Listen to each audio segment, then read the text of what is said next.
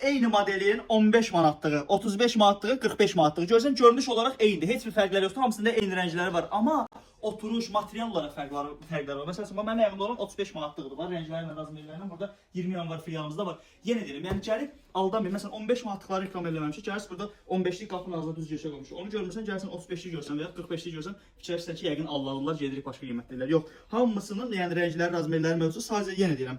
Görünüş olarak bir-birinə oxşasa da material fərqləri var. Təbii ki, bu 15 manatlıqla bu 35'lik və ya 45'lik eyni keyfiyyətdə ola bilməz. Amma da o demək deyil ki, 15 manatlıq da yəni 2 gün geyinərsən cırılacaq. Yox, yəni mən bunu elə geyinərsən ki, sən bunu sənin 1 sezon, 2 sezon rahatlıqla aparır. Elə də geyinərsən ki, heç buradan alarsan, çıxarsan qapının ağzına cırıb gedərsən evə. Yəni geyinməkdən də çox şey asılıdır. Təbii ki, 15 manatlıqdan biz 45 manatlıq keyfiyyət də gözləyənlərik. Nəysə, uzun sözün kısa, çeşidlər çoxdur. Bax, ortada gördüklərimizin hamısı 30-35 manatdır.